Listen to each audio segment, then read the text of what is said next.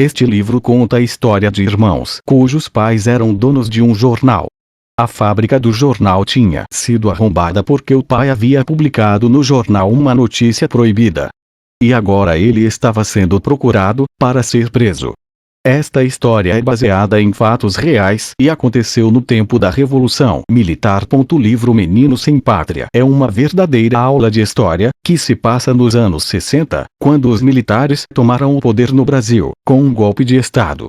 Implantaram um governo autoritário que acabou com as liberdades democráticas do país. Se você ainda não estudou esse momento da história brasileira, com certeza irá estudar.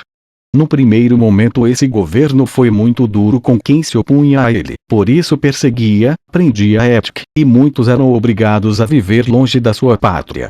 Esse livro que o Puntel escreveu, conta a trajetória de um adolescente que juntamente com a família, deixa o Brasil, vai para o Chile e a França. Faz amizades, aparecem os amores, mas ele sabe que é tudo provisório. Um dia chegará o momento de retornar.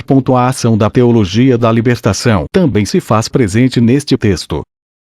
Padre havia sido preso e torturado por seu envolvimento político e justamente porque o pai de Marcos, que era jornalista, publicou um artigo denunciando a situação do padre, é que passaram a ser perseguidos e tiveram que fugir do país. Quem os ajuda na fuga são freiras, que os escondem no convento, até que a fuga seja segura. Puntel parece querer dar ao leitor jovem informações sobre o golpe de 64, uma vez que seu leitor modelo, a princípio, não viveu aquele momento e deve conhecer os fatos apenas pelos livros de história. Trazendo um personagem jovem, que participa dos acontecimentos, o autor cria a possibilidade de o leitor conhecer, inclusive, o lado não oficial, a história vivida pelo exilado e não a contada pelo discurso oficial. Neste caso, a abordagem de Puntel se torna mais interessante, porque o ponto de vista é o do jovem, não o do adulto.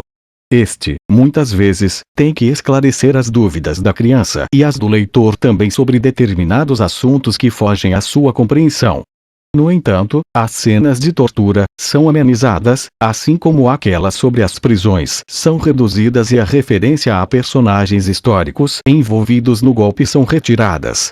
O caráter didático desta obra, apesar das ligações políticas que ela traz, é mais facilmente percebido, pois além de todas as modificações feitas em função da associação com a escola, há trechos que são uma verdadeira aula sobre o emprego das palavras no Brasil e em Portugal, assim como uma discussão sobre o uso da linguagem culta.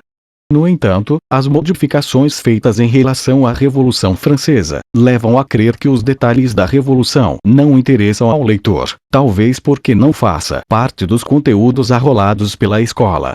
Essas alterações culminam com o tratamento dado à narrativa.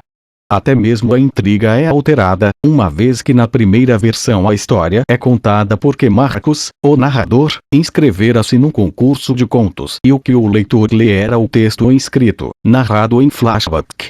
Na versão da série, a narrativa acontece no presente e o leitor vai acompanhando a trajetória de Marcos e sua família, tomando conhecimento dos fatos junto com ele. No entanto, da transposição há uma marca. Há momentos de flash forward, em que um narrador adianta os acontecimentos que só poderiam ser conhecidos se já houvessem sido vívidos.